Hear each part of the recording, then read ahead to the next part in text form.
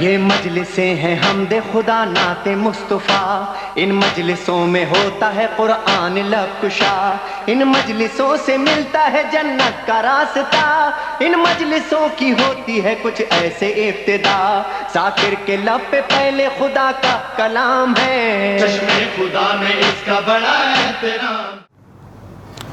اعوذ باللہ من الشیطان الرجیم، بسم اللہ الرحمن الرحیم، الحمد للہ رب العالمین، بارئ الخلائق اجمعین، ثم الصلاة والسلام علی سیدنا ونبینا وطبیب قلوبنا ومولانا ومولا الثقلین جد الحسن والحسین ابی القاسم محمد وأہل بیتہ الطیبین الطاہرین المعصومین الذین اذہب اللہ عنہم الرجس وطہرہم تطہیرا، ولعنۃ اللہ علی اعدائہم اجمعین من الآن الی قیام یوم الدین۔ اما بعد فقد قال مولانا ابو عبداللہ الحسین علیہ السلام، وَإِنِّي لَمْ أَخْرُجْ أَشِرًا وَلَا بَطِرًا وَلَا مُفْسِدًا وَلَا ظَالِمًا، وَإِنَّمَا خَرَجْتُ لِطَلَبِ الْإِصْلَاحِ فِي أُمَّةِ جَدِّي، وَأُرِيدُ أَنْ آمُرَ بِالْمَعْرُوفِ وَأَنْهَى عَنِ الْمُنْكَرِ وَأَسِيرَ بِسِيرَةِ جَدِّي وَأَبِي عَلِيِّ بْنِ أَبِي طالب۔ پروردگار عالم آپ تمام عزیزان کی توفیقات خیر میں اضافہ فرمائے، اور خداوند قدوس ہم سب کو حقیقی معنوں میں سید الشہداء کے عزادار میں شمار ہونے کی توفیق عنایت فرمائے۔ الحمدللہ اس عشرہ محرم میں موضوع سخن شناخت عاشوراء تھا۔ عاشوراء کے حوالے سے مختلف زاویوں سے گفتگو ہو رہی تھی، اور جو یہ چند مجلسیں رہ گئی ہیں، بقایا کچھ اور امور بھی ہیں جن کے بارے میں انشاءاللہ گفتگو ہوگی۔ اہم ترین امر کہ جس کے بارے میں بہت زیادہ تأمل کرنے کی ضرورت ہے، دقت کرنے کی ضرورت ہے، وہ امر خود ہدف قیام سید الشہداء ہے۔ یہ جو مولا کا منشور نامہ، دستور العمل، وصیت نامہ آپ کی خدمت میں عرض ہو رہا تھا، اس کے اندر سید الشہداء فرماتے ہیں وَإِنَّمَا خَرَجْتُ لِطَلَبِ الْإِصْلَاحِ فِي أُمَّةِ جَدِّي، کہ میرے قیام کا ہدف، میرے قیام کا مقصد امت محمدیہ صلی اللہ علیہ وآلہ وسلم کی اصلاح ہے۔ میں چاہتا ہوں کہ اصلاح کروں۔ عرض ہوا کہ اصلاح وہاں پر ہے جہاں پر فساد ہو، اس فساد کو ختم کرنے کے لیے جو سعی و تلاش اور کوشش کی جاتی ہے اسے اصلاح کہتے ہیں۔ سید الشہداء کے اس قیام اور نہضت کے حوالے سے بہت ساری باتیں کہی گئی ہیں، اور واقعاً اس قیام کی جامعیت اتنے پیمانے پر ہے کہ انسان پریشان ہو جاتا ہے کہ بالآخر کس چیز کو اصلی مقصد اور ہدف قرار دیا جائے۔ اس سلسلے میں چند باتیں جو بہت ہی اہم ہیں اور ان کی طرف توجہ کرنا ضروری ہے۔ چاہوں گا کہ آج کی مجلس میں انشاءاللہ میں ان کی طرف اشارہ کروں۔ پہلا نقطہ یہ ہے کہ ہماری بعض روایات سے ایک مطلب ظاہر ہوتا ہے اور پھر انہی روایات کی بنیاد پر سید الشہداء کے قیام کے بارے میں بعض لوگ ایک نظریہ پیش کرتے ہیں۔ وہ نظریہ یہ ہے کہ اصلاً کربلا کا جو واقعہ ہے، یہ جو پوری نہضت عاشوراء ہے، اس نہضت عاشوراء کو مخصوص کر دیتے ہیں حسین ابن علی کے ساتھ۔ توجہ کیجئے گا، یہ نہایت اہم گفتگو ہے اور اہم بحث ہے۔ بعض لوگ کہتے ہیں کہ یہ جو سید الشہداء کا قیام ہے، کربلا کا یہ جو واقعہ ہے، یہ امام حسین علیہ السلام کی ایک شخصی اور پرسنل ذمہ داری تھی کہ فقط حسین ابن علی کے ساتھ مخصوص ہے۔ اور اتفاق سے اس کے بارے میں بعض روایات بھی ہیں کہ جن روایات کا یہ دوستان سہارا بھی لیتے ہیں، حالانکہ ان روایات کا مقصد یہ نہیں ہے، لیکن بہرحال یہ لوگ ان روایات کا سہارا لیتے ہیں۔ اصول کافی کے اندر بھی اصلاً اس موضوع پر ایک باب ہے کہ کتاب الحجت کافی میں ایک باب ہے، ان الائمۃ علیہم السلام لم یفعلوا شیئا ولا یفعلون الا بعہد من اللہ عز وجل، کہ ائمہ اطہار اپنے زمانے میں کسی بھی کام کو، کسی بھی فعل کو انجام نہیں دیتے مگر یہ کہ یہ در حقیقت وہ عہد الہی ہوتا ہے جو ان ائمہ سے لیا جاتا ہے، اور اپنے اسی عہد کے مطابق، اپنے اسی وعدے کے مطابق، اپنے اسی پیمان کے مطابق ہر امام اپنی ذمہ داری کو انجام دیتا ہے۔ کہ بعض روایات کا اس باب کے اندر مضمون یہ ہے کہ جو امام بھی منصب امامت پر فائز ہوتا ہے اس کے پاس ایک صحیفہ آتا ہے، یعنی ائمہ سے نسلاً بعد نسلاً وہ میراث امامت منتقل ہوتی ہے، اور جو امام امامت کے درجے پر فائز ہوتا ہے تو پھر وہ اس صحیفے کو کھولتا ہے اور اس صحیفے کے اندر جو کچھ لکھا ہوا ہوتا ہے اس کے مطابق وہ امام عمل کرتا ہے۔ سید الشہداء کے لیے بھی اسی طریقے سے جب امام حسین علیہ السلام کی امامت کا زمانہ آیا تو امام نے جب اس صحیفے کو کھولا تو اس صحیفے کے اندر یہی لکھا ہوا تھا کہ آپ نے کربلا میں جانا ہے، اس طریقے سے قیام کرنا ہے اور اس طریقے سے شہید ہونا ہے۔ لہذا بقول ان لوگوں کے ان روایات سے یہ پتہ چل رہا ہے کہ حسین ابن علی کربلا کے میدان کے اندر فقط اور فقط قتل ہونے کے لیے گئے تھے، اور حتیٰ کہ دوران قیام بعض مقامات پر جب امام حسین علیہ السلام سے بعض لوگوں نے کہا کہ آپ کوفے کی طرف نہ جائیں، کوفے کے لوگ غدار ہیں، کوفے کے لوگ اس طریقے سے ہیں، انہوں نے امیر المؤمنین سے دھوکہ کیا، انہوں نے امام حسن علیہ السلام کو دھوکہ دیا، یہ لوگ آپ کو بھی دھوکہ دیں گے۔ خود یہ باتیں کہنے والے بھی مخلصین تھے، محمد ابن حنفیہ جیسے لوگ بعض مقامات پر عبداللہ ابن عباس جیسے لوگ، بعض اس وقت کی عالم اسلام کی بڑی شخصیات مثلا عبداللہ ابن عمر جیسے لوگ، یا اس قسم کے اس وقت جو عالم اسلام میں بڑے بڑے نام تھے، یہ لوگ امام حسین علیہ السلام کو ایسے کہہ رہے تھے۔ تو حتیٰ ابن عباس نے جب سید الشہداء کو یہ جملات کہے تو مولا نے کہا ٹھیک ہے ہم سوچیں گے، لیکن صبح کے وقت مکے سے پھر جب ابن عباس کو پتہ چلا کہ امام حسین علیہ السلام تو نکل رہے ہیں، تو وہاں پر جب وہ امام کے پاس آتے ہیں، اور بعض جگہوں پر ہے کہ محمد ابن حنفیہ نے امام حسین علیہ السلام کو کہا کہ آپ کوفے کی طرف نہ جائیں، امام نے کہا سوچتے ہیں۔ صبح کے ٹائم پھر امام علیہ السلام نے کوفے کی طرف جانا شروع کیا۔ جب محمد ابن حنفیہ کو پتہ چلتا ہے وہ آتے ہیں امام کے پاس اور رو کر کہتے ہیں کہ مولا آپ نے تو کہا تھا کہ میں نہیں جاؤں گا۔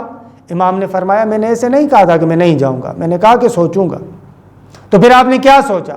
وہاں پر امام حسین علیہ السلام نے یہ جملات کہے کہ جب میں نانا کی مزار پر آخر میں الوداع کرنے کے لیے گیا تھا تو وہاں پر حالت منامیہ میں مکاشفے کے عالم میں نے رسول اللہ کی زیارت کی، نانا کی زیارت کی۔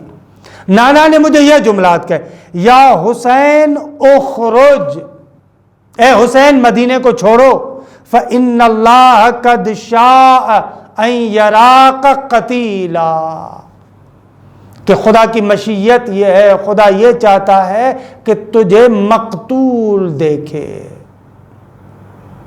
کہ ان روایات سے یہ حضرات استفادہ کرتے ہیں کہ امام حسین علیہ السلام کی یہ ذمہ داری فقط امام حسین کے ساتھ مخصوص ہے، اور کربلا کے اندر گئے تھے حسین ابن علی فقط اور فقط قتل ہونے کے لیے، اس کے علاوہ اور کوئی ہدف نہیں ہے، کسی اور ہدف کے تحت آپ گفتگو نہیں کر سکتے۔ یہ روایات بھی ہیں اپنے مقامات پر، لیکن جو عرض کرنا چاہ رہا ہوں اس کا مقصد ان روایات کا قطعاً یہ نہیں ہے کہ امام حسین علیہ الصلوۃ والسلام کے اس پورے قیام کو انسان اصل مقصد اور ہدف سے ہٹا لے، یہ مقصد کبھی بھی نہیں ہے۔ خوب اگر اس طریقے سے کہتے ہیں تو وہ جو اصول کافی کی روایات ہیں وہ تو فقط مخصوص نہیں ہے امام حسین علیہ السلام کے ساتھ، ان روایات میں تو ہے کہ ہر امام کے لیے اس طریقے سے ہے، ہر امام کے لیے ایک عہد ہے، ایک پیمان ہے جو اس نے خدا کے ساتھ باندھا ہوا ہے، اور اس عہد و پیمان کے مطابق اس امام نے عمل کرنا ہے۔ لیکن اس عہد و پیمان کا مقصد یہ نہیں ہے کہ اس امام کی زندگی کے مختلف کاموں کا، مختلف حرکات کو انسان فقط اور فقط اس امام کے ساتھ مخصوص کر دے اور یہ کہے کہ نہ یہ تو اس امام کا اپنا شخصی عمل ہے، اس کا ہمارے ساتھ کوئی رابطہ نہیں ہے۔ خب یہ بالکل غلط ہے۔ اگر امام شناسی کے باب میں آپ اس طریقے سے کہیں، اس کا مقصد یہ ہے کہ پھر امام کسی بھی صورت میں کسی شخص کے لیے بھی اسوہ اور نمونہ عمل نہیں بن سکتا۔ اگر ہر امام کے بارے میں، جیسے کہ اصول کافی کے باب سے اس سے سمجھ میں آتا ہے کہ ہر امام کا ایک عہد و پیمان ہے جو اس نے خدا کے ساتھ باندھا ہوا ہے، اگر اس کام کا مقصد یہ ہو کہ وہ فقط امام کی ذمہ داری ہے اور کسی کی ذمہ داری نہیں ہے، تو خوب امام پھر اسوہ اور نمونہ عمل کیسے رہے گا؟ یہ تو سب سے بڑی خرابی ہے۔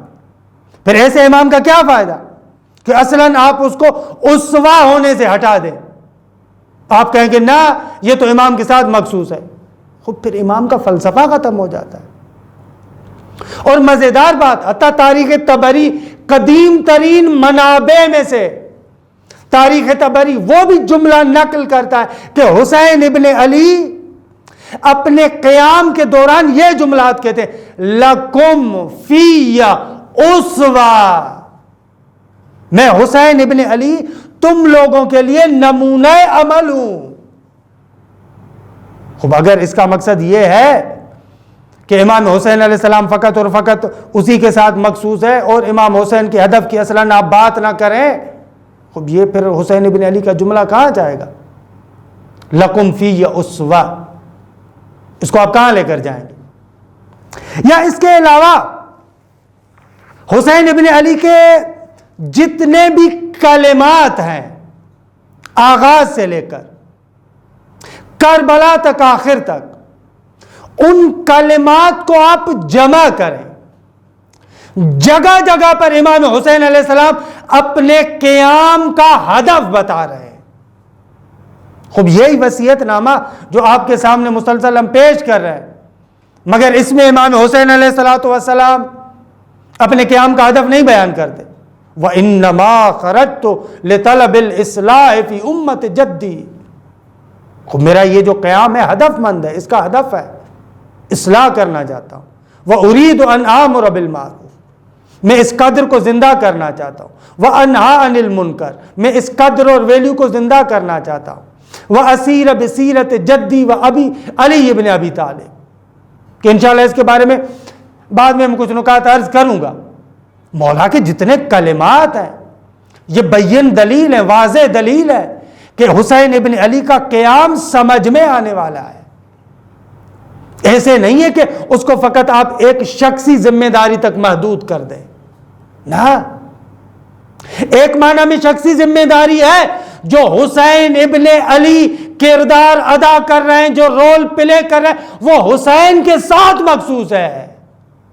بھلے کربلا کی رہنمائی کے لیے حسین ابن علی کا ہونا ضروری ہے، اس جگہ پر جو قیام کرے حسین ابن علی کا اپنا عہد ہے، اپنا پیمان ہے جو اس نے خدا کے ساتھ باندھا ہوا ہے، لیکن وہ ذمہ داری مخصوص نہیں کرتی کہ اس قیام کو آپ فقط امام حسین کے ساتھ مخصوص کر دیں۔ یا اس کے علاوہ مولا امام حسین علیہ السلام کا مختلف لوگوں کو دعوت دینا، بھئی اگر یہ قیام ذمہ داری امام حسین علیہ السلام کے ساتھ مخصوص ہے تو امام حسین علیہ السلام لوگوں کو کیوں دعوت دیتے؟ اتنے مکتوبات، نامے، کبھی بصرے کے اندر خط لکھ رہے ہیں، کبھی ادھر خط لکھ رہے ہیں، کبھی ادھر خط لکھ رہے ہیں، یہ کیا ہے؟ یہ پورے جو امام علیہ السلام کے خطوط ہیں، یہ جو مختلف لوگوں کو امام دعوت دے رہے ہیں، یہ کیا ہے؟ اگر یہ کام فقط اور فقط حسین ابن علی کی ذات کے ساتھ مخصوص ہے تو یہ نامے کیا ہیں؟ یہ خطوط کیا ہے؟ یہ دعوت نامے کیا ہیں؟ مختلف لوگوں کو بلاتے ہیں امام حسین، بلکہ ابتدا میں، آغاز میں جب سید الشہداء سے بیعت کا سوال ہوتا ہے تو مولا کیا جملات کہتے ہیں؟ وَمِثْلِي لَا يُبَايِعُ مِثْلَ یزید، مجھ جیسا بندہ، مثلی، مجھ جیسا بندہ یزید جیسے بندے کی بیعت نہیں کر سکتا۔ خب یہ امام حسین علیہ السلام اپنی حرکت کو، اپنی نہضت کو، اپنے قیام کو عمومیت نہیں دے رہے۔ مجھ جیسا بندہ جو بھی حسین کی طرح آزاد فکر رکھنے والا بندہ ہے، جو بھی حسین کی طرح غیور ہے، جو حسین کی طرح حریت پسند ہے، جو حسین کی طرح ظالم کے سامنے جھکنے والا بندہ نہیں ہے، وہ کبھی بھی یزید جیسے بندے کے سامنے نہیں جھکے گا۔ خب یہ قیام کو ابدیت دینا ہے، یہ قیام کو فقط ایک مخصوص جگہ تک محدود کرنے سے عمومیت دینا ہے۔ لہذا ان روایات کا مقصد یہ نہیں ہے، میں نہیں کہتا وہ روایات غلط ہیں۔ حسین ابن علی کو آغاز میں، ابتدا میں بالکل معلوم تھا، پتا تھا کہ اس قیام کا نتیجہ کیا نکلے گا، اس میں کوئی شک نہیں ہے۔ امام حسین علیہ السلام کو معلوم تھا کہ انشاءاللہ اس کو آئندہ گفتگو میں ہم کریں گے کہ جب حسین ابن علی کو پتا تھا تو پھر اقدام کیوں کیا، کہ اپنی جگہ پر بحث ہے، سوال ہے کہ اس کا انشاءاللہ جواب ہے اپنے مقام پر، کہ شاید آئندہ گفتگو میں کسی جگہ پر ہم اس کو بیان بھی کریں۔ لیکن یہ سمجھ میں آ رہا ہے کہ ان روایات کا مقصد یہ کہ امام اپنے مقام امامت کو بیان کر رہا ہے۔ شیعہ اعتقادات کے مطابق امام تمام قضائے الہی سے واقف ہوتا ہے، قدر الہی سے واقف ہوتا ہے، تمام امور سے واقف ہوتا ہے۔ بِإِذْنِ اللہ امام کے پاس علم غیب ہوتا ہے، ہر امام کو ہوتا ہے۔ اصول کافی کو اٹھا کر دیکھیں، اسی کتاب الحجت کے اندر آپ کو کتنی روایات ملیں گی کہ جن سے معلوم ہوتا ہے کہ کوئی بھی امام اس دنیا سے نہیں جاتا مگر یہ کہ اس امام کو پتا ہے کہ اس امام کو کیسے شہید کیا جائے گا۔ اب یہ قضائے الہی کا علم ایک علیحدہ چیز ہے، لیکن امام علیہ السلام کی ذمہ داری کیا ہے؟ امام علیہ السلام کی ذمہ داری یہ نہیں ہے کہ اپنے اس علم غیب پر عمل کرے۔ ہر امام شرائط عادی کے مطابق، جو عادی شرائط ہوتے ہیں، ان عادی شرائط کے مطابق ہر امام پر عمل کرنا ضروری ہوتا ہے۔ اگر ہر امام اپنے اس غیب پر علم، اس غیبی علم پر عمل کرتا ہوتا تو دنیا میں یہ امتحان کا فلسفہ ہی ختم ہو جاتا۔ اصلاً اگر اس طریقے سے ہوتا کہ اپنے اس غیبی علم کے مطابق عمل کرنا ہے تو پھر پہلے مرحلے میں خداوند متعال ملائکہ کے اندر شیطان کو گھسنے ہی نہ دیتا۔ بھائی امام کے بارے میں ممکن ہے کوئی بندہ آ کر ایراد کرے، کوئی بندہ آ کر اشکال کرے کہ شاید امام کو علم غیب نہ ہو، حالانکہ ایسے نہیں، امام کو علم غیب ہوتا ہے، بِإِذْنِ اللہ علم غیب ہوتا ہے۔ لیکن اگر مان لے کوئی بندہ کہے کہ بھئی ائمہ کو علم غیب نہیں ہوتا، حالانکہ ہم نہیں مانتے، لیکن اگر کوئی بندہ کہے خدا کے بارے میں کیا کہو گے؟ خب خدا کو تو پتا تھا نا کہ شیطان یہ کل مردود بننے والا ہے، کل جب میں اس کو کسی چیز کا امر کروں گا، کل جب میں اس کو کہوں گا کہ ولی خدا کے سامنے جھکو، انسان کامل کے سامنے جھکو، تو یہ انکار کر دے گا۔ خب اگر اسی علم غیب کے مطابق ہی عمل کرنا تھا تو پھر شیطان کو اصلاً ملائکہ کی محفل کے اندر گھسنے کیوں دیا، آنے کیوں دیا، ملائکہ کے ساتھ کیوں رہ رہا تھا؟ اگر اس طریقے سے ہوتا تو خداوند متعال کو تو پہلے سے پتا ہے فلاں بندہ اس طریقے سے کرے گا، فلاں بندہ اس طریقے سے کرے گا، پہلے سے اس کو خدا مار دے۔ خب اگر اس طریقے سے ہو تو پھر اصلاً اس عالم تخلیق کا فلسفہ ختم ہو جائے گا، اس عالم خلقت کے اندر جو امتحان کا فلسفہ ہے، آزمائش کا فلسفہ ہے، ان تمام فلسفوں کو ختم کر دے۔ لہذا کبھی بھی امام اپنے اس غیبی علم پر عمل نہیں کرتا، مگر یہ کہ جہاں پر ضرورت ہو، ہدایت کی ضرورت ہو، کسی کو ہدایت دینی ہو، ہدایت کا راستہ اس جگہ سے کھلتا ہو، تبھی امام اپنے اس غیبی علم پر عمل کرتا ہے، وگرنہ عادی زندگی کے اندر امام ظواہر کے مطابق عمل کرتا ہے۔ بلکہ علم کی بات صرف کیوں کروں گے، مگر ائمہ کو، انبیاء الہی کو ولایت تکوینی نہیں ہوتی؟ ولایت تکوینی ہوتی ہے، اس کا کون انکار کر سکتا ہے؟ خب اگر اسی طریقے سے ہوتا، بعض لوگ کہتے بھی ہیں کہ اگر سید الشہداء کے پاس ولایت تکوینی تھی تو کربلا کے میدان کے اندر اس ولایت تکوینی کو ظاہر کیوں نہیں کیا؟ خب یہ جہالت کی بنا پر ہے، مقام امام کو نہ پہچاننے کی وجہ سے۔ قرار یہ نہیں ہے کہ اس دنیا کے اندر اسی ولایت تکوینی کو ظاہر کرنا ہے۔ اگر ولایت تکوینی کو ظاہر کرنا تھا تو کائنات کا ذرہ ذرہ ان کے سامنے خاضع ہے، کہ زیارت جامعہ کبیرہ کا جملہ ہے وَذَلَّ لَكُمْ كُلُّ شَيْءٍ۔ اے اہل بیت پیغمبر، آپ کا مقام یہ ہے کہ آپ کے سامنے پوری کائنات بِإِذْنِ اللہ خاضع ہے۔ ذَلَّ لَكُمْ كُلُّ شَيْءٍ۔ وہ برادران بھی جو ولایت تکوینی پر سوال اٹھاتے، ان جملات کا کیا معنی کریں؟ ولایت تکوینی ہے، لیکن اصلاً قرار نہیں ہے کہ اس ولایت تکوینی پر اس دنیا کے اندر عمل کیا جائے۔ اگر ایسے ہوتا تو جیسا کہ روایات میں بھی ہے، شیعہ سنی کتابوں میں روایات ملتی ہیں کہ حسین ابن علی جیسے ہی مدینے سے نکلنا چاہتے ہیں تو ملائکہ آتے ہیں، ملائکہ حسین ابن علی کی خدمت میں آتے ہیں، مولا آپ امر کریں۔ خوب کہا نا، قرار یہ نہیں ہے کہ ان ملائکہ کے ذریعے سے تمام انسانوں کو تہس نہس کیا جائے۔ خوب اگر اسی ولایت تکوینی کو ظاہر کرنا ہوتا تو امیر المؤمنین اتنے مظالم کیوں برداشت کرتے؟ جناب سیدہ ان مظالم کو کیوں برداشت کرتے؟ اصلاً رسول اکرم صلی اللہ علیہ وآلہ وسلم ان مصیبتوں کو کیوں جھیلتے؟ خوب دنیا دار امتحان ہے، اس دار امتحان کے اندر اسی عادی شرائط کے مطابق چلنا ہے۔ لہذا انبیاء کی سیرت میں بھی جو معجزہ ہوتا ہے یہ انبیاء کا عام عمل نہیں ہوتا کہ ہر کوئی بندہ آئے اور وہ آ کر کہے کہ آپ یہ معجزہ دکھائیں، انبیاء ہر وہ معجزہ دکھانا شروع کر دیں۔ نہ، معجزے کو ایک حد تک دکھایا جاتا ہے تاکہ اپنے منصب الہی کو ثابت کیا جائے۔ منصب الہی کے اس بات کے لیے معجزہ دکھایا جاتا ہے، خارق العادہ کام دکھایا جاتا ہے۔ اس کے علاوہ خارق العادہ کام نہ نبی نہ امام نہیں دکھاتا، مگر یہ کہ بعض مواقع پر جہاں پر مصلحت سمجھے۔ یہ ہم لوگوں نے دین کو اس دھوئیں کے اندر مخصوص کیا ہوا ہے، ہم لوگوں نے دین سمجھا ہوا ہے یعنی یہ شارٹ کٹ غیر عادی طریقے سے کام ہونا۔ یہ آپ آج کل کے جو حالات بھی چل رہے، ان حالات میں ابتدا میں جب کرونا کی بیماری آئی تو بڑے پیمانے پر جو دین کے مخالفین ہیں وہ لوگ سوال بھی اٹھاتے تھے، بھئی کہاں ہے خدا، کہاں ہے دین، لوگ مر رہے ہیں۔ خوب کس نے کہا کہ دین کا معنی یہ ہے کہ ہر وہ جگہ جہاں پر عادی اسباب ختم ہو جائے وہاں پر غیر عادی اسباب کے ذریعے سے کام دکھایا جائے؟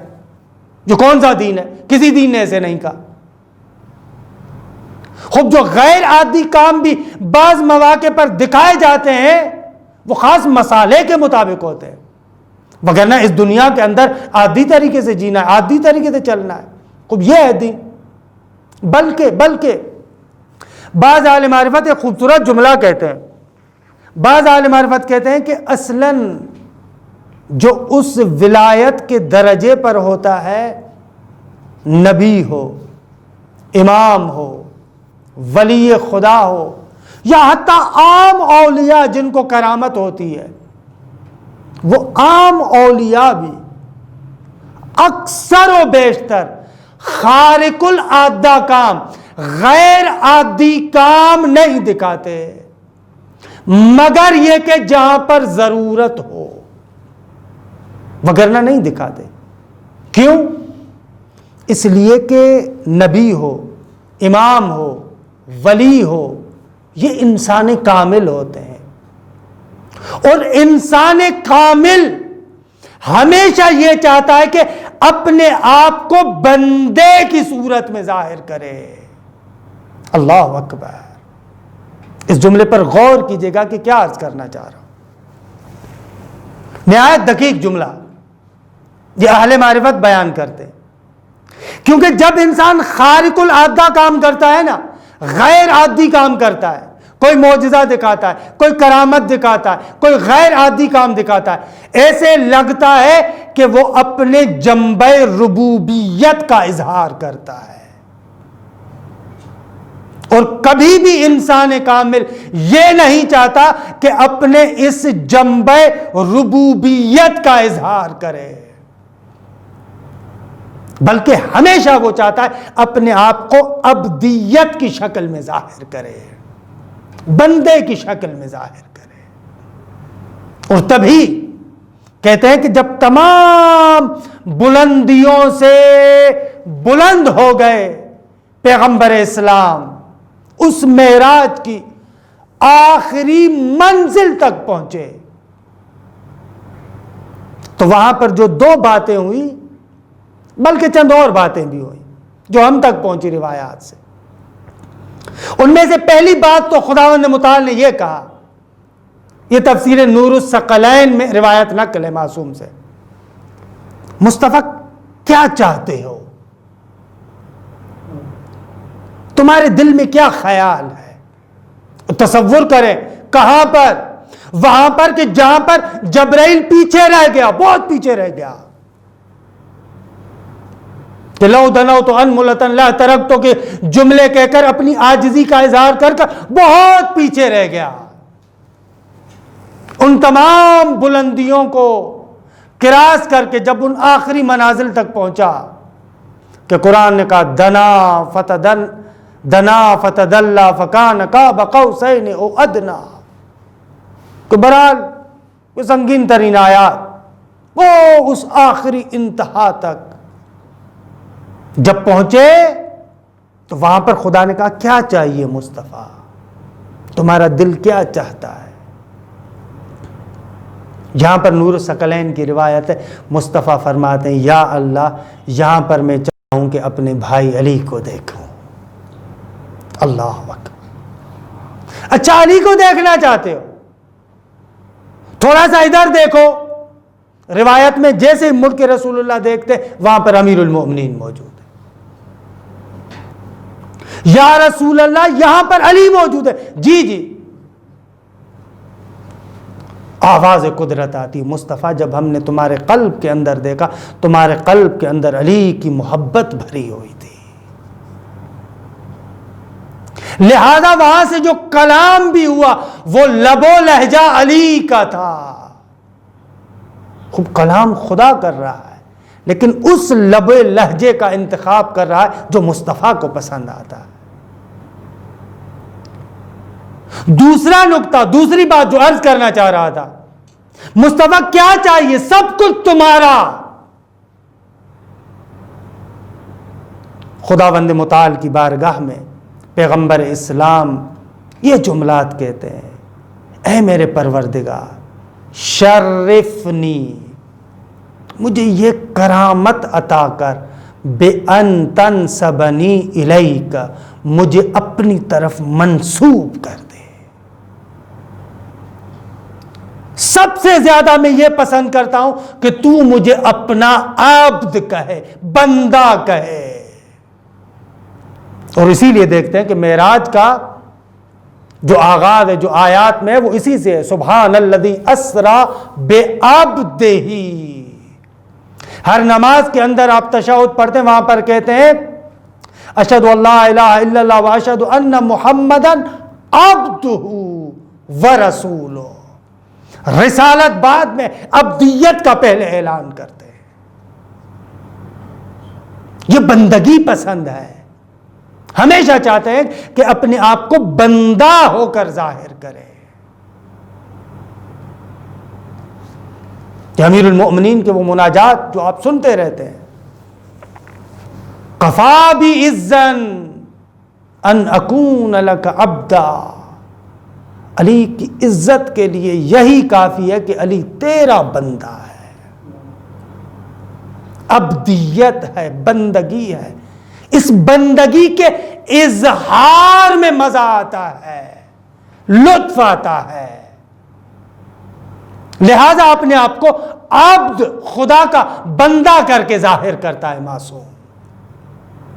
لہذا ہر جگہ پر ولایت تکوینی ہوتے ہوئے اس کا ظاہری طور پر اظہار نہیں کرتا، غیب کا علم ہوتے ہوئے اس پر عمل نہیں کرتا، ظاہر پر عمل کرتا۔ تو بہرحال وقت گزر گیا، انشاءاللہ اس کا اگلا حصہ کل عرض کریں گے کہ بس یہ نہیں کہا جا سکتا، ان روایات کا معنی یہ نہیں ہے کہ کربلا کو محدود کر دو، اپنی ذمہ داریوں سے اپنے آپ کو چھڑاؤ، نہ، لیکن ان روایات کا انکار بھی نہیں ہے۔ واقعاً حسین ابن علی جانتے تھے، ایک ایک بات کو جانتے تھے، لیکن وہ قضاء الہی کا علم تھا، اس قضاء الہی کے مطابق عمل نہیں کرنا تھا، عمل ظاہری شرائط کے مطابق کرنا تھا، ظاہری شرائط کے مطابق جو ہے۔ انشاءاللہ کل میں عرض کروں گا کہ ظاہری مسیر کون سا بنتا ہے اس قیام کا، کہ ظاہری مسیر کیا ہے۔ حقیقت یہ ہے جب کوئی اصحاب سر میں سے آ گیا، جب کوئی ایسا بندہ آیا جس کے اندر اہلیت ہے کہ اس کو غیب کی خبر دی جائے، اس کے سامنے یہ غیب کے دروازے کھول کے بیان کیے جاتے ہیں۔ جناب ام سلمہ نکلتے وقت جب کہتی ہیں کہ اے میرے بیٹے حسین، مجھے خوف ہے کربلا میں کہیں تمہیں شہید نہ کر دیں۔ خوب حسین ابن علی کہتے ہیں کہ نانی میں جانتا ہوں، مجھے پتا ہے، مجھے اس مقام کا پتا ہے جس مقام پر مجھے قتل کیا جائے گا، جانتا ہوں غیب کا، مجھے علم ہے، میں قضاء الہی سے باخبر ہوں، لیکن ظاہری ذمہ داری یہ ہے کہ ظاہر کے مطابق عمل کرنا۔ اور یہ بندگی بہت بڑی بات ہے، اور یہی جس شخصیت کے بارے میں کہ وقت بھی گزر گیا، جس شخصیت کے بارے میں آج میں چند جملات بھی عرض کرنا چاہ رہا تھا، اس کو بھی اس عنوان سے دیکھیں، المطیع للہ ولرسولہ ولامیر المؤمنین۔ حضرت عباس کہ کربلا کی شہداء کربلا میں شہید اعظم کے بعد دوسری بڑی شخصیت، کہ واقعاً کیا جلالت ہے، کیا عظمت ہے۔ ہمارے معاشرے کے اندر عجیب و غریب تصویر پیش کرتے مولا عباس کی، بہت زیادہ غصے والا، بہت زیادہ بات بات پر بگڑ جانے والا، العیاذ باللہ۔ خود یہ عباس کی کون سی تعریف کر رہے ہو تو،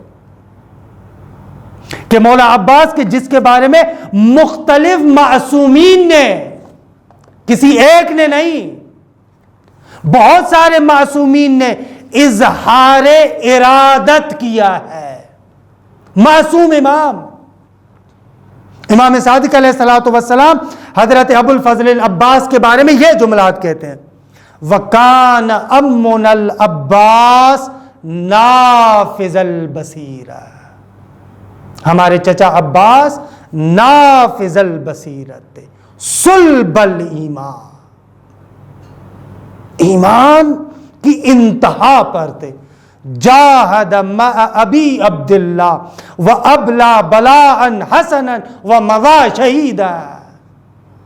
خوب امام صادق کہہ رہے ہیں، ان کی زبان سے نکل رہا ہے، نافذ البصیرہ، بصیرت کی انتہا پر ہے.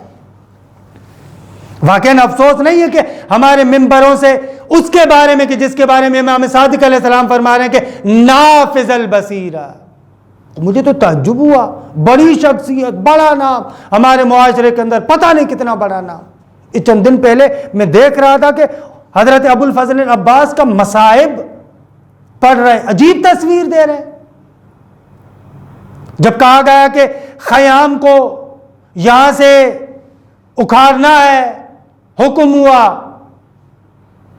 تو مولا امام حسین علیہ السلام فوراً جناب زینب کے خیمے میں آ جاتے. اب عباس کو کون کہے، یہ کیا بات ہے.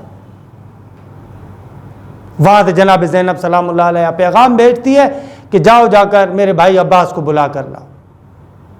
اب جیسے پیغامبر آتا ہے، وہ پیغام لانے والا، وہ بتاتا ہے کہ آپ کو بلا رہی ہیں زینب عالیہ. تو اس کو جواب دیتے مولا عباس کہ آپ انہیں کہیں تھوڑی دیر میں آتا ہوں، بس ابھی میں آ رہا ہوں، بس فتح کر کے آ رہا ہوں. یہ کیا تصویر دے رہے ہیں. اور واقعاً پلٹ کے وہ بندہ آگے یہ پڑھتا ہے کہ جناب زینب کہتے ہیں کہ عباس کو کہو میرے خیمے میں آؤ یا میں خود باہر آ رہی ہوں. یہ کیسی بے معرفتی کی بات ہے کہ مولا عباس کے بارے میں آپ فرما رہے ہیں کان امن العباس نافذ البصیرہ، کہ اصلاً زیارت میں جملہ یہ آتا ہے کہ مطیع محض ہے، مطیع محض ہے امام حسین کے سامنے. شجاعت بھی اس طریقے سے غصے کرنے کا نام تو نہیں ہے، بگڑنے کا نام تو نہیں ہے. کس نے کہا کہ شجاعت یعنی یہی کہ اتنا غصہ کروں، میں یہ کر لوں گا. یہ ہمارے معاشرے کے اندر بہادری ہوتی ہے، لیکن شجاعت اس بات کا نام نہیں ہے، شجاعت اس بات کا نام نہیں ہے.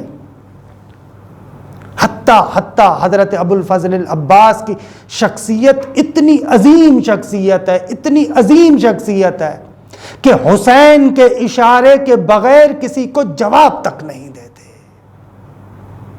اللہ اکبر. یہ آپ نے پڑھا ہوا ہے اور سنتے بھی رہتے ہیں کہ جب شب عاشور 9 محرم کو مولا حسین علیہ السلام کے ساتھ بیٹھے، پتہ چلتا ہے کہ وہاں سے امان نامہ لے کر آیا شمر. یہ مقاتل کے جملے آ کر بولتا این بنو اختی عبداللہ و جعفر والعباس و عثمان، کہاں ہیں میرے رشتہ دار. کہ بہرحال خود حضرت ابو الفضل العباس کی والدہ کے اعتبار سے، اس قبیلے کے اعتبار سے، ان کے قبیلے کے اعتبار سے رشتہ داری بنتی ہے. اصلاً ابو الفضل العباس اس کا جواب نہیں دیتے، بولتے نہیں ہیں، وہ چیخ رہا ہے، بلا رہا ہے. وہاں پر امام حسین فرماتے ہیں مولا عباس کو عجیبو ہو، عباس اس کا جواب دو. وَإِنْ كَانَ فَاسِقًا، اگرچہ وہ فاسق ہے لیکن جواب دو. اس کے بعد آتے ہیں اس کے پاس، وہ جملات کہتا ہے یا بنی اختی انتم آمنون فلا تقتلوا انفسکم مع اخیکم حسین، کہ آپ کو امان ہے، حسین کو چھوڑ دو. یہاں پر وفا دیکھیں، قرآن مجید کے وہ الفاظ کہ جو قرآن نے ابو لہب کے لیے استعمال کیا، حضرت ابو الفضل العباس عیناً وہی الفاظ اس شمر کے لیے استعمال کرتے. تبت یدا، عیناً وہی جملے، تبت یدا ابی لہب و تب. خدا نے جو ابو لہب کے بارے میں الفاظ استعمال کیے، عیناً وہی الفاظ مولا یہاں پر اس شمر کے لیے استعمال کرتے. تبت یدا، تمہارے ہاتھ ٹوٹے ہیں. وَلُعِنَ، تم ملعون واقع ہو. مَا جِئْتَ بِهِ مِنْ أَمَانِكَ يَا عَدُوَّ اللَّهِ. اللہ اکبر. یہ معرفت کے جملات ظاہر میں حسین ابن علی کا دشمن ہے، لیکن حضرت ابو الفضل العباس جانتے ہیں جو حسین کا دشمن ہے در حقیقت وہ خدا کا دشمن ہے. تبھی کہہ رہے ہیں یا عدو اللہ، اے اللہ کے دشمن، لعنت ہو تم پر، لعنت ہو تمہارے اس امان نامے پر۔ خود یہ ابو الفضل العباس کی شخصیت ہے۔ کیوں ہم لوگ آ کر ایک جذباتی قسم کی شکل بناتے ہیں، جذباتی قسم کی صورت پیش کرتے ہیں؟ اصلاً بعض لوگ تو میں نے اہل معرفت سے یہ جملہ سنا ہے کہ نہ فقط یہ کہ ابو الفضل العباس مولا امام حسین کے سامنے مطیع محض تھے، بلکہ نافذ البصیرہ کا معنی وہ یہ کر رہے تھے کہ عباس بصیرت کے اس درجے پر تھے کہ اس بصیرت سے دیکھ رہے تھے حسین جو جو اقدام کر رہے اسی اقدام کو اسی طریقے سے ہونا چاہیے۔ بصیرت اس درجے پر تھی کہ بہرحال وقت بھی گزر گیا، بہت بڑی شخصیت ہے، وفا یہاں سے کوئی بندہ آ کر سیکھے۔ اور تبھی میں نے کہا بہت سارے معصومین نے، حتیٰ امام سجاد علیہ السلام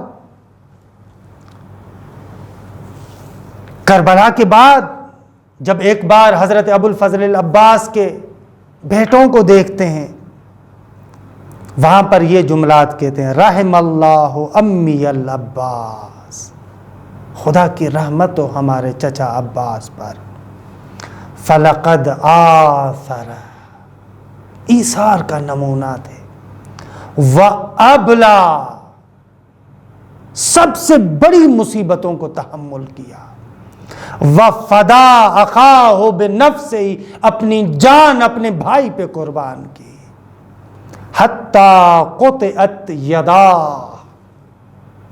یہاں تک کہ اس کے دونوں بازو قلم ہوئے، فَأَبْدَلَهُ اللَّهُ عَزَّ وَجَلَّ مِنْهُمَا جَنَاحَيْنِ، ان دونوں بازوؤں کے بدلے میں خدا نے دو پر عطا کیے، یطیر بہما مع الملائکۃ فی الجنہ کما جعل لجعفر ابن ابی طالب، جیسے حضرت جعفر طیار کے لیے جنت میں خدا دو بال و پر عطا کیے، اسی طریقے سے ابو الفضل العباس کے لیے۔ اور اگلا جملہ کہ مروم مجلسی نے اس کو نقل کیا، وَإِنَّ لِلْعَبَّاسِ عِنْدَ اللَّهِ تَبَارَكَ وَتَعَالَى مَنزِلَةً، خدا کی بارگاہ میں عباس کے لیے وہ منزلت ہے کہ تنوین یہاں پر تفخیم کے لیے، منزلتان، وہ منزلت ہے، یغبطہ بہا، یغبطہ بہا جمیع الشہداء یوم القیامہ، کہ تمام شہداء جو میدان محشر کے اندر ہوں گے اس منزلت کو دیکھ کر رشک کریں گے۔ اب جاؤ جا کر حساب لگاؤ محشر کے میدان میں کون کون شہداء ہوں گے، اور خدا نے کیا دیا ہوگا عباس کو کہ یغبطہ، رشک کریں گے جمیع الشہداء، تمام شہداء۔ واقعاً عزیزان ایمان یہ وفا ہے، عجب ایثار ہے۔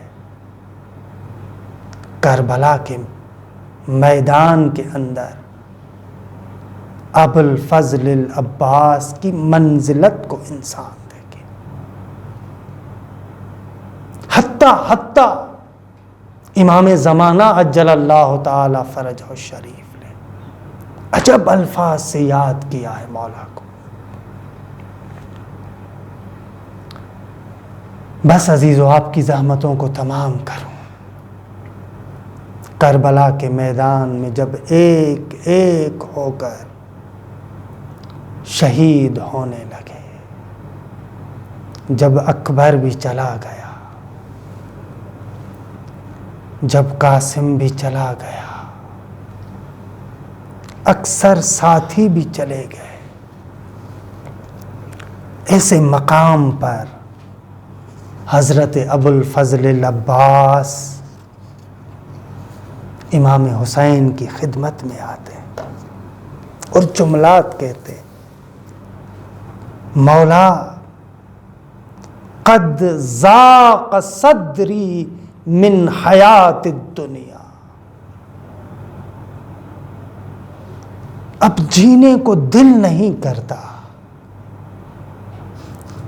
قد ضاق صدری من حیات الدنیا. اکبر چلا گیا. وَأُرِيدُ أَخْذَ الثَّأْرِ مِنْ هَؤُلَاءِ الْمُنَافِقِينَ. میں اپنے الفاظ میں یوں کہوں، عباس کہتے ہیں مولا مجھے اجازت دے میں ان سے اکبر کا بدلہ لے لوں، میں قاسم کا بدلہ لے لوں، اون و محمد کا بدلہ لے لوں. مولا فرماتے ہیں کہ عباس تو میرے لشکر کا سپہ سالار، تو علم بردار ہے. یہاں پر اہل منبر جملہ کہتے ہیں اور حق ہے کہ پلٹ کے عباس نے کہا مولا وہ لشکر کہاں ہے جس لشکر کا میں علمدار ہوں. اچھا مقاتل نے لکھا کہ ابھی یہ گفتگو چل رہی تھی آقا اور اس کے، میں تو کیسے جملات کہوں، آقا کی خدمت میں مولا عباس تھے، یہ گفتگو چل رہی تھی کہ اچانک خیام سے العطش العطش بچوں کے چیخنے کی آواز بلند ہوئی. اچھا عباس جانا چاہتے ہو، اذا غدوت الى الجہاد فاطلب لهؤلاء الاطفال قلیلا من الماء. عباس اگر جانا ہی چاہتے ہو تو ان بچوں کے لیے آل اللہ کے لیے کچھ پانی لے کر آؤ، یہ پیاس سے تڑپ رہے ہیں. عزیزان من، میں تفصیلی مصائب نہیں پڑھنا چاہتا، بس ایک نقطے کی طرف اشارہ کروں. کبھی اس بات پر سوچئے گا کہ سید الشہداء نے تقریباً شہداء کو جب میدان کے اندر شہید ہوئے تو ان کو میدان سے حسین ایک خیمے میں لے کر آئے، گنج شہداء میں لے کر آئے، لیکن عباس ان جوانوں میں سے ہے کہ جب شہید ہوا تو اس کے لاشے کو اٹھایا نہیں گیا. اور مقاتل میں یہ جملات ملتے ہیں. 12 محرم کو جب سید الساجدین کربلا کے میدان میں آتے ہیں اعجاز امامت سے تمام شہداء کو دفن کرنے کے لیے، وہاں پر فرماتے ہیں کہ ہر لاشے کے دفن کرنے میں امام سجاد نے بنی اسد کو شامل کیا، لیکن 2 لاشوں کو دفنایا فقط تنہا امام سجاد نے. وہاں پر اس بنی اسد کو شامل نہیں کیا، بلکہ وہاں پر یہ جملات کا کوئی ہے جو میری مدد کر رہا ہے. اب مجھے نہیں معلوم جب حسین ابن علی کو سید الساجدین دفنا رہے تھے تو کون مدد کر رہا تھا، شاید ملائکہ مدد کر رہے ہو، شاید رسول اللہ مدد کے لیے آئے ہو، شاید امیر المؤمنین مدد کے لیے آئے ہو. عیناً یہی منظر جب حضرت عباس کو دفن کر رہے وہاں پر امام سجاد کہتے ہیں کوئی ہے جو میرا مددگار ہے. میرا دل کہتا ہے شاید وہاں پر امیر المؤمنین آئے. ہاں عزیزان ایمان، عجب طریقے سے شہادت دی. جب اس آخری مرحلے میں، یہ صرف ایک جملہ عرض کر رہا ہوں، میں شہادت نہیں پڑھ رہا، ایک جملہ عرض کر رہا ہوں. جب نہر القما سے پانی لے کر پلٹ رہے تھے، سامنے سے تو کوئی نہیں آ پا رہا تھا. روایات نے بھی لکھا ہے، مقاتل نے بھی لکھا ہے کہ چھپ چھپ کے وار کر رہے تھے. کسی نے چھپ کے وار کیا، ایک بازو قلم کیا، کسی نے چھپ کے وار کیا، دوسرا بازو قلم کیا. لیکن واللہ مقاتل میں نے پڑھا ہے بازوؤں کے کٹنے کے بعد بھی عباس نے علم کو گرنے نہیں دیا. اپنے دانتوں کے ساتھ مشکیزے کو پکڑا، جو ہاتھوں کا حصہ بچ گیا تھا ان ہاتھوں کے ساتھ عباس نے اس علم کو رو کے رکھا تھا. بس عزیزان مناب کی زحمتوں کو تمام کروں. ایک لعین نے چھپ کے، جیسے ہی حضرت ابو الفضل العباس نیچے آ رہے، چھپ کے اس نے ایک عمود کے ذریعے سے ایک گرز میرے مولا کے سر پہ لگایا. اب عباس گھوڑے پہ سنبھل نہ سکے. عباس کے بازو پہلے قلم ہو چکے. نہیں معلوم کس انداز میں مولا گھوڑے کی زین سے زمین پر آئے، لیکن مقاتل نے یہ جملات لکھے جب زین سے زمین پر آئے. کسی نے کہاں سے حملہ کیا، کسی نے کہاں سے حملہ کیا. مقاتل نے یہ جملہ لکھا فَقْتَعُوهُ عِرْبًا عِرْبًا. اس جوان کے لاشے پر اتنے زخم آئے کہ بعد میں حسین ابن علی سے بھی عباس کا لاشا اٹھایا نہ گیا. الا لعنت اللہ علی قوم الظالمین سیعلم الذین ظلموا ای منقلب ینقلبون.